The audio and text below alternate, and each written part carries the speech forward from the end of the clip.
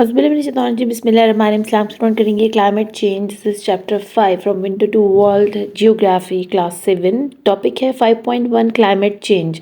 जैसे मौसम हमारा जो तब्दील हो रहा है बहुत तेज़ी के साथ। पहले हम ऐसी सर्दी ऐसी गर्मी नहीं देखते थे जो अब देखने को मिल रही है, या इतनी बारिशें पहले नहीं हुआ करती थी जितनी अब हो रही हैं।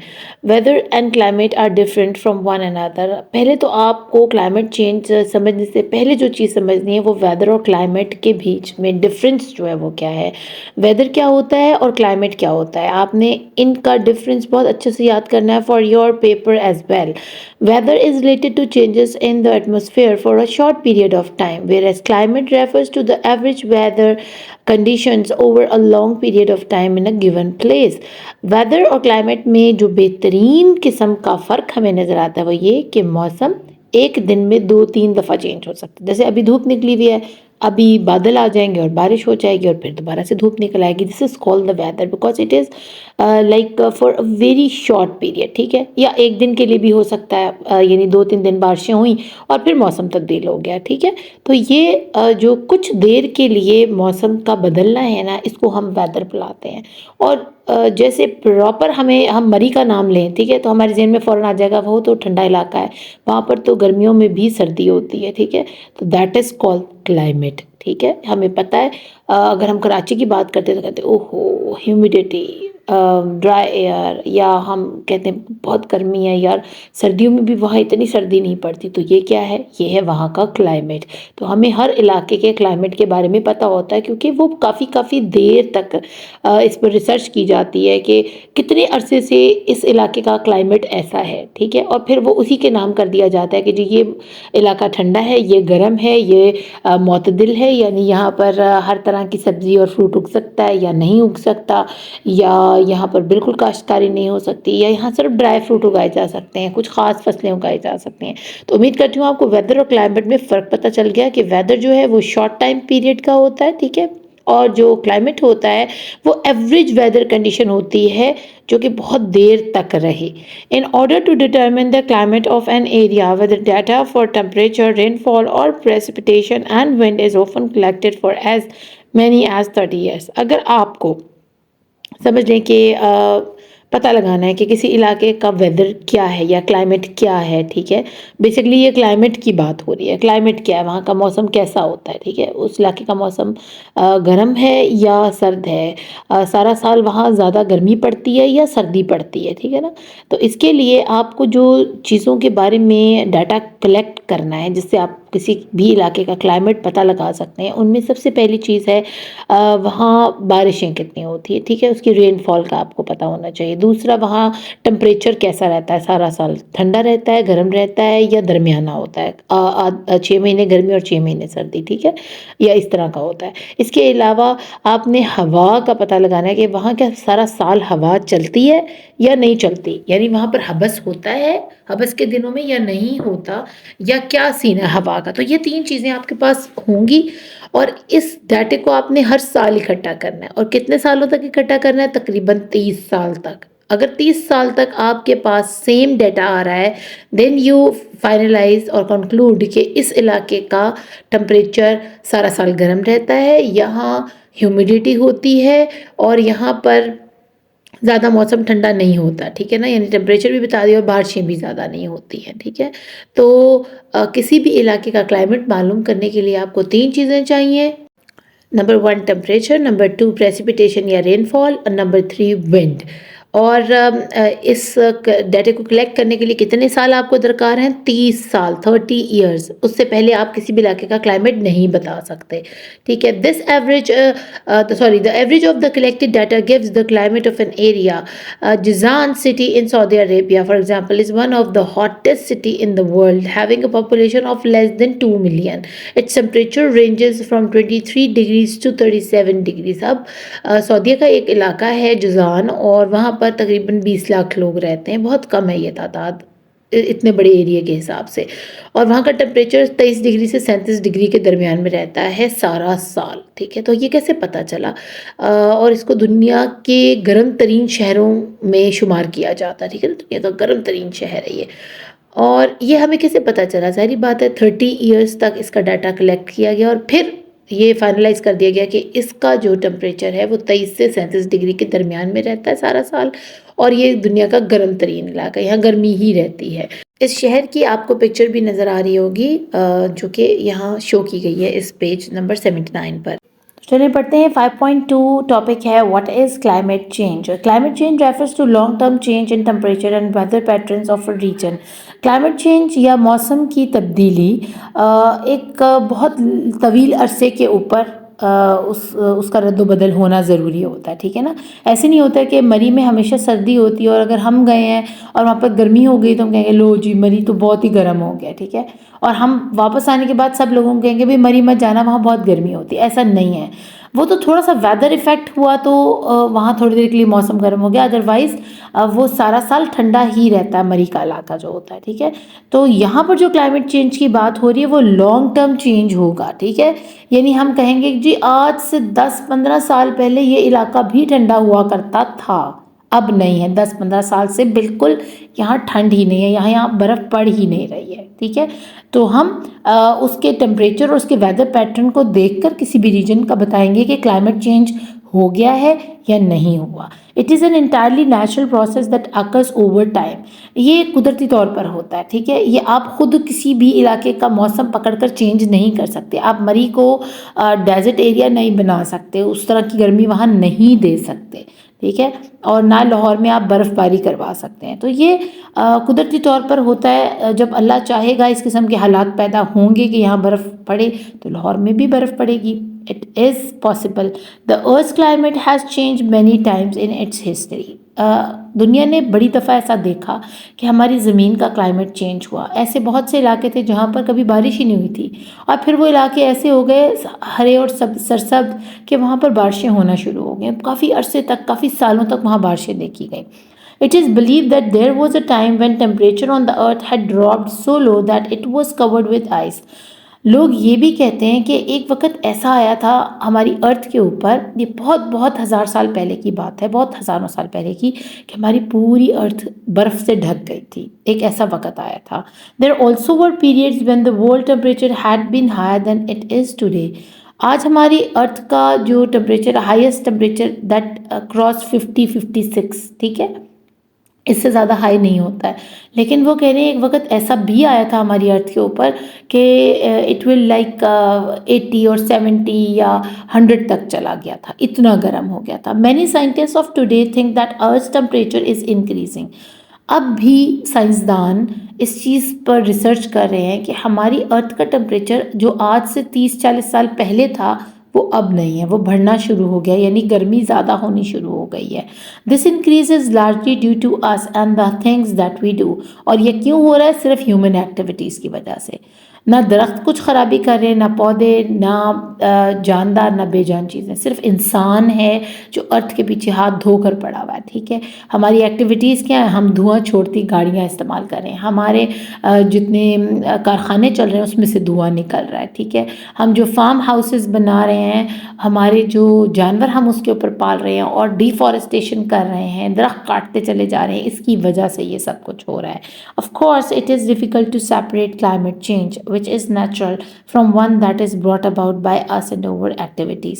अब हम ये नहीं कह सकते कि ये क्लाइमेट चेंज कुदरती तौर पर, अभी हमने तो कुछ नहीं किया, क्योंकि ये दो अलग अलग चीज़ें हैं। जो कुदरती तौर पर होगा वो इतने ज़्यादा गलत असरात नहीं रखता होगा जितना कि हम हमारी वजह से पैदा होने वाला क्लाइमेट चेंज बुरे असरात लेकर आएगा।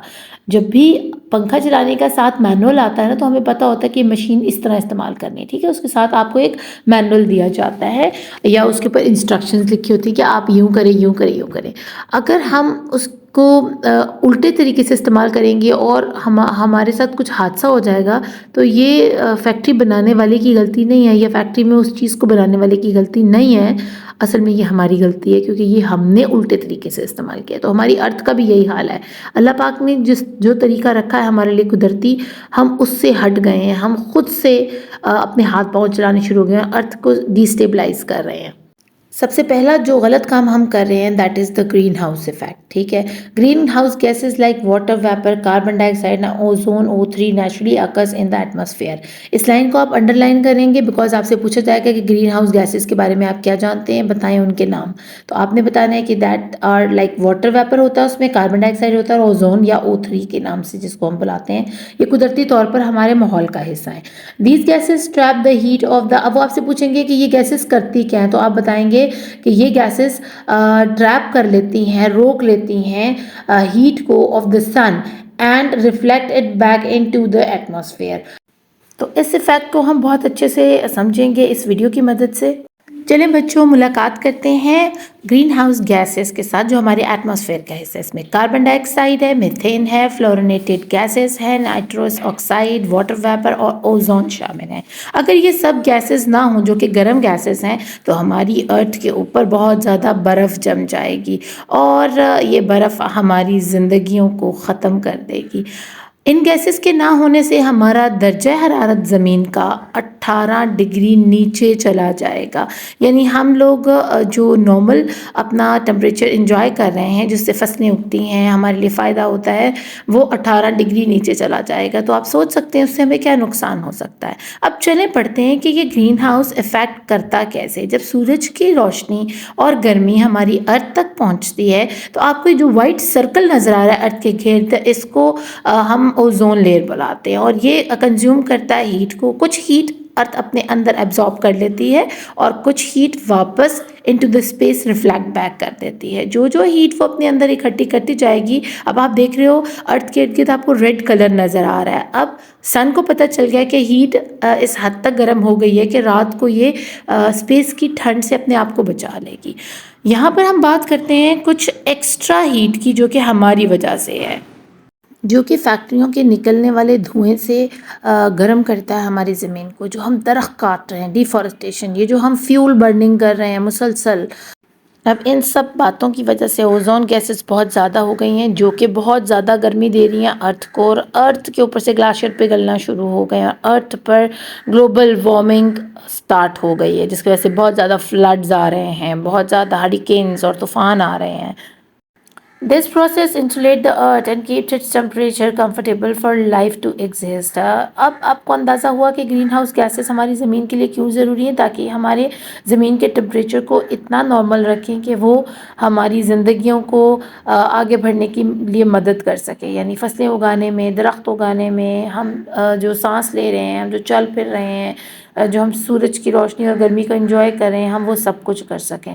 Without the green house effect क्या हो सकता है? अगर ग्रीन हाउस इफ़ेक्ट नहीं होगा, जैसे मैंने आपको बताया, हमारी अर्थ के ऊपर बर्फ़ जम जाएगी क्योंकि ओजोन लेयर गायब हो जाएगी, जो आपको वाइट सर्कल नज़र आ रहा था अर्थ की साइडों पर, ठीक है।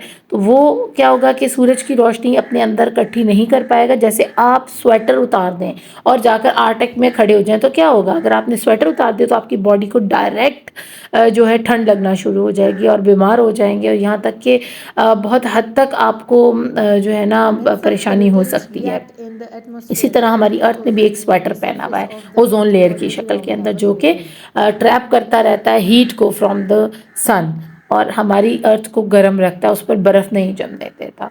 तो यही चीज़ है जो उन्होंने आपको बताई है कि the earth surface temperature would become cooler by nearly 33 degrees Celsius, killing several form of life। जैसे मैंने आपको कहा था कि 18 डिग्री नीचे गिरेगा, -33 तक चला जाएगा, और ये -33 में जाने का मतलब है कि हमारी कोई फसल नहीं बचेगी, कोई जानवर नहीं बचेगा, हम भी नहीं बचेंगे, कोई दरख्त नहीं बचेगा, कुछ सब्ज़ा नहीं होगा, सिर्फ बर्फ़ होगी। जैसे कि आर्टिक में आप देखते हो वहाँ आपको कोई सब्ज़ा नज़र नहीं आता, पर वहाँ हम क्यों सर्वाइव कर सकते हैं? क्योंकि बाकी दुनिया जो है आर्टिक और अंटार्कटिका में रहने वाले लोगों को लकड़ी प्रोवाइड कर रही है, खाने पीने की चीज़ें प्रोवाइड कर रही है, वो खुद नहीं उगा रहे हैं वहाँ पर, हम लोग उनको यहाँ से सप्लाई कर रहे हैं, ठीक है ना, या वो हमसे परचेज़ कर रहे हैं, इम्पोर्ट कर रहे हैं अपने पास, तभी उनकी ज़िंदगियाँ वहाँ चल रही हैं। तो ये बहुत अहम बातें हैं जो आपके लिए जाननी बहुत ज़रूरी हैं। पेज नंबर 80 पर आपको कुछ पिक्चर्स दी गई हैं। ये डायग्राम शो कर रही है ह्यूमन एक्टिविटीज़ जिस that increase the emission of greenhouse gases. ये वो ह्यूमन एक्टिविटीज़ हैं जो कि मज़ीद ग्रीन हाउस गैसेस को पैदा करने या खारिज करने का सबब बन रही हैं, जो कि हमारी अर्थ को नहीं चाहिए, क्योंकि जितनी ग्रीन हाउस गैस हमारी अर्थ को रिक्वायर्ड है वो हमें सन दे रहा है ऑलरेडी। तो जो हम पैदा करना शुरू कर रहे हैं एक्स्ट्रा, उससे हमारी अर्थ ग्लोबल वार्मिंग की तरफ जा रही है। इनमें vehicle release carbon dioxide and nitrous oxide, इसके अलावा एग्रीकल्चर एक्टिविटीज़ रिलीज़ कर रही है मीथेन और नाइट्रो ऑक्साइड। एग्रीकल्चर से कहाँ से उठ रहा है? जो हम खादें इस्तेमाल कर रहे हैं उन खादों में से मीथेन और नाइट्रस ऑक्साइड गैसेस जो है ना हवा का हिस्सा बन रही हैं, ठीक है। इसके अलावा एरोसोल कैंस रिलीज CFC यानी क्लोरोफ्लोरोकार्बन, जो एरोसोल कैंस होते हैं जो आपके बॉडी स्प्रे वाले, जिससे आप परफ्यूम्स वगैरह या बॉडी स्प्रेज जो हैं उसके अंदर ये CFC होता है, क्लोरोफ्लोरोकार्बन, ठीक है। CFC का आपने फुल फॉर्म भी याद करना है। जो मैं आपको इसमें से बता रही हूँ पिक्चर में से, इसको आपको लेबल करना पड़ेगा, इसको अच्छे से याद करना है। फिर solar radiation reflected back to space by clouds. अब क्लाउड्स क्या कर रहे हैं? वो सोलर रेडिएशन को रिफ्लेक्ट बैक कर रहे हैं ताकि जो रोशनी बाहर से हमारे अर्थ के अंदर आ रही है वो रुक जाए। तो ये भी ख़तरनाक है, क्योंकि ये जो बादल हैं ये हमारी वजह से बने हैं। ये साफ़ हवा वाले बादल नहीं हैं, इसके अंदर बहुत सारी गैसेस और बहुत सारा इम्प्योरिटीज़ और बहुत सारी जो माइक्रो पार्टिकल्स हैं धुएं के, स्मोक के। आपको ब्लैक बादल नज़र आ रहे हैं ना ऊपर, तो ये स्मोक है, ठीक है। तो ये अच्छी वाली रेडिएशन को अंदर नहीं आने दे रहा हमारी अर्थ की। इसके अलावा इनकमिंग सोलर रेडिएशन है, अल्लाह की तरफ से जो रेडिएशन हमारी तरफ आ रही है वो भी हिस्सा बन रही है कार्बन डाइऑक्साइड को बढ़ाने का, नाइट्रो ऑक्साइड को बढ़ाने का। इसके अलावा heat trapped in the atmosphere, हमारी अर्थ भी हीट को ट्रैप कर रही है, जो कि सोलर हीट है, ठीक है। वो तो उसका काम है, उसने तो करते रहना है वो काम। फिर burning fossil fuels in factories releases carbon dioxide, nitro oxide and sulphur oxide. हमारी जो फैक्ट्रियों का धुआं है वो भी अगेन ग्रीन हाउस गैसेस को अखराज कर रहा है। इसके अलावा clearing and burning of forest release carbon dioxide, जब हमारे दरख्त कट रहे हैं उसमें से भी कार्बन डाइऑक्साइड जो है बढ़ती चली जा रही है, क्योंकि आपको पता है ना हमारे दरख्त कार्बन डाइऑक्साइड को खाते हैं और हमें जो देते हैं वो ऑक्सीजन है उसके बदले में। तो जब वो कार्बन डाइऑक्साइड को कंज्यूम करना बंद कर देंगे तो क्या होगा? हमारे एटमॉस्फेयर में कार्बन डाइऑक्साइड बढ़ना शुरू हो जाएगी। तो आप बस सीधी सीधी बात ये समझ लें कि आपसे वो पूछेंगे कि ऐसी कौन सी एक्टिविटीज़ हैं जो कि एमिशन का सबब बन रही हैं ग्रीन हाउस गैसेस का ऑन द अर्थ, तो आपने ये सारे रीजंस उनको बताने हैं। In order to make life comfortable and to produce food and other items of everyday life we cause an increase in the natural amount of greenhouse gases. अब ये green house gases हम लोग बना कैसे रहे हैं? ज़ाहिर बात है, हमें खाना पीना है, हमें ज़िंदा रहना है, हमें हर घर में मोबाइल चाहिए, गाड़ी चाहिए, कपड़े चाहिए, फर्नीचर चाहिए। तो ये चीज़ें सारी बनाने के लिए फैक्ट्रीज़ में दिन रात काम हो रहा है और फैक्ट्रीज दिन रात धुआं छोड़ रही हैं। For example we are highly dependent on electricity in almost all areas of our life. अब हमें अपने घर में बिजली भी चाहिए, तो वो बिजली कहाँ से आ रही है? To make electricity coal, natural gas और ऑयल इज़ बर्न्ड। हमें बिजली देने के लिए वो सिर्फ डैम से पानी की मदद से बिजली हासिल नहीं कर रहे, हाइड्रो इलेक्ट्रिसिटी नहीं आ रही है। इसके अलावा फ्यूल बर्न किया जा रहा है, कोयला जलाया जा रहा है, नेचुरल गैस को जलाया जा रहा है जिससे हमें बिजली मिल रही है, ऑयल को जलाया जा रहा है। उनके जलाने से जो धुआं पैदा हो रहा है ये भी emission of green house gas है, ये भी सबब बन रहा है ग्रीन हाउस गैस को बढ़ाने का। Burning of these fuels releases green house gases like carbon dioxide into the atmosphere, और एटमॉस्फेयर में कार्बन डाइऑक्साइड इन फ्यूल्स के जलने की वजह से बढ़ती चली जा रही है। When there is a large amount of carbon dioxide in the atmosphere, more heat is trapped and therefore there is a higher global temperature. अब एक्स्ट्रा जो हमारी अर्थ है, जैसे अभी आपने वीडियो में भी देखा, अगर उसको जितनी हीट चाहिए थी अल्लाह ने उसको दी सूरज की शक्ल में, ठीक है, सूरज ने उसको गर्मी पहुंचाई और वो गर्म हो गई, लेकिन जो एक्स्ट्रा हीट हमारी ह्यूमन एक्टिविटीज़ की तरफ से उसको मिल रही है वो उसका क्या करेगी? ज़ाहिर बात है, अगर आप एक स्वेटर पहना आपने या एक जैकेट पहनी है, दैट्स इनफ आपको गर्म करने के लिए। लेकिन अगर आपकी मामा ने आपको 10-12 जैकेट्स पहना दी हैं तो आपको क्या होगा?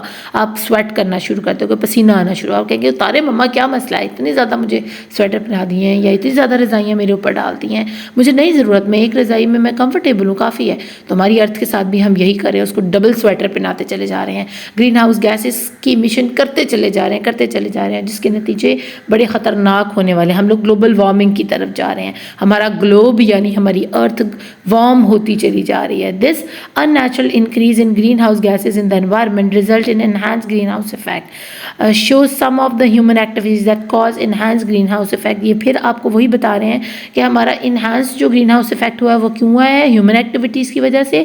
और वो पिक्चर्स में जितनी है आपने अच्छे से याद करनी है। ये डायग्राम आएगी और आपको लेबल करना पड़ेगा।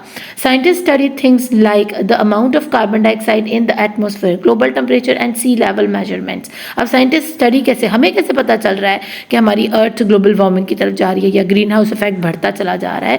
तो जनाब साइंटिस्ट जो हैं वो कार्बन डाइऑक्साइड की एटमॉस्फेयर में अमाउंट को चेक कर रहे हैं कि कितनी अमाउंट है, पहले कितनी होती थी और अब कितनी है। फिर इसके अलावा हमारे ग्लोब का टेम्परेचर चेक कर रहे हैं कि जिन इलाकों में पहले कभी इतनी गर्मी नहीं थी अब क्यों वहाँ इतनी गर्मी है।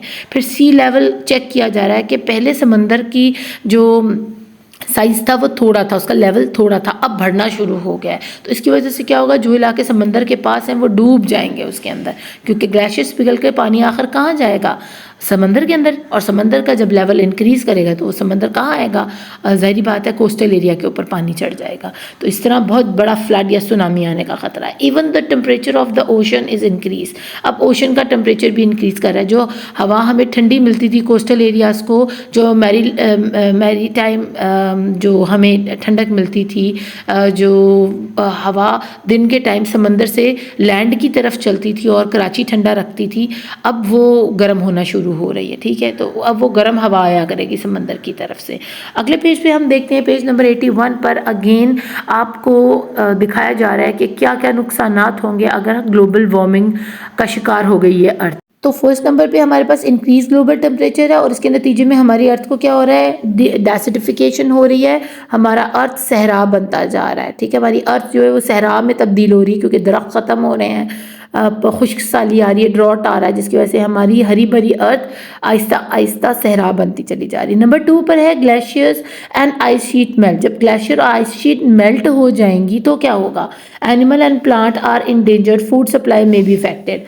जितने भी जानवर रह रहे हैं जैसे कि पोलर बियर हैं या फॉक्सेस हैं वहाँ पर रहती, या और कोई थोड़ी बहुत वहाँ पर फूड सप्लाई की चेन है वो बिल्कुल ख़राब हो जाएगी, एनिमल्स मर जाएंगे, पौधे जो थोड़े बहुत उग रहे हैं वो ख़त्म हो जाएंगे। तो ये आर्टिक और अंटार्कटिका की बात हो रही है। इसके अलावा नंबर 3 पे है melt water flows into rivers and ocean rise in sea level. जैसे ही मेल्ट होगा पानी ग्लेशियर का, वो जाहिर बात है या तो दरिया का हिस्सा बनेगा, और दरिया का हिस्सा बनेगा तो दरिया आखिर में एंड अप आपको पता ओशन में जाकर होता है। ठीक है, अपना पानी वो ओशन में फेंकते, तो ओशन का लेवल इंक्रीज कर जाएगा, सीज का पानी का लेवल इंक्रीज करेगा। तो इससे क्या होगा, ह्यूमन सेटलमेंट्स आर डिस्ट्रॉयड। आप देख रहे हो उसके सामने उसका नतीजा कि पानी इंसानी आबादी तक पहुंच जाएगा, इतना पानी आ जाएगा कि सैलाब की सूरत हाल बन जाएगी। नंबर 4 पर है flooding of low lying and coastal areas. से क्या होगा अगर हमारे लो लाइंग एरियाज में या साहिली इलाकों में जैसे कराची वगैरह हैं वहाँ पर पानी आ जाता है या फ्लड आ जाता है, तो उसका क्या नतीजा होगा। Infrastructure such as road are destroyed. तो हमारे जितने रोड जो हमें एक शहर को दूसरे शहर से मिलाते हैं, ब्रिजेस, ये सब ख़त्म हो जाएंगे। तो हम लोग रिमोट होकर रह जाएंगे, हम समझ लें कि कैद होकर रह जाएंगे, हम एक दूसरे से राब्ते में नहीं आ सकेंगे। तो ये सारी चीज़ें आपने पेज नंबर 81 की बहुत अच्छे से याद करनी है कि किस की वजह से क्या होने वाला है। ठीक है, 4 पॉइंट्स हैं, इतने मुश्किल नहीं है, उनकी आपने लेबलिंग अच्छे से याद करनी है। When some pollutants react in the atmosphere, they produce ozone near the surface of the earth called the ground level ozone। जैसे आपको पिक्चर में नज़र आ रहा है कि ये जो पोllutants हैं, जो हमारी फैक्ट्रियों के धुएँ हैं, गाड़ियों के धुएँ हैं, जो हम फ्यूल्स जला रहे हैं उनके धुएँ हैं, तो वो क्या कर रहे हैं, वोलेटाइल ऑर्गेनिक कंपाउंड या VOC या नॉक्स जो है, नाइट्रोजन ऑक्साइड प्लस सनलाइट, ये सब मिल मिलाकर ये सारे ग्राउंड लेवल ओजोन का हिस्सा बन रहे हैं। The ground level ozone is harmful for both plants and human. It enters the plant through stomata and oxidize burn plant tissue during respiration। इसको बैड ओजोन लेयर इसलिए बुलाया जाता है क्योंकि ये इंसान की बनाई हुई है और ये इंसान और पौधों दोनों के लिए बहुत ख़तरनाक है। अब इन्हीं स्टोमेटा या सुराखों में से ये ओजोन लेयर अंदर चली जाती है पौधों के और उनकी टिश्यूज़ को जला देती है। टिश्यू जल गया तो पौधा भी नहीं बचेगा। और आपको पता है कि स्टोमेटा के ज़रिए ही वो सांस लेना, रेस्पिरेशन का मतलब होता है सांस लेना। और सांस किस तरह पौधे लेते हैं, वो एक्सेसिव पानी अपना इन सुराखों से बाहर फेंकते हैं एटमॉस्फेयर में वाटर वेपर की शक्ल में, और कार्बन डाइऑक्साइड अपने अंदर लेकर जाते हैं और ऑक्सीजन उसके बदले में बाहर निकालते हैं। तो दो काम स्टोमेटा में हो रहे होते हैं, एक तो ऑक्सीजन और कार्बन डाइऑक्साइड का एक्सचेंज हो रहा है, गैसेस एक्सचेंज होता है, दूसरा एक्सेसिव पानी जो पौधे का है वो वाटर वेपर की शक्ल में पौधा बाहर फेंकता है एटमॉस्फेयर में। जल्दी से पढ़ लेते हैं importance of ozone layer. The earth atmosphere is more made up of.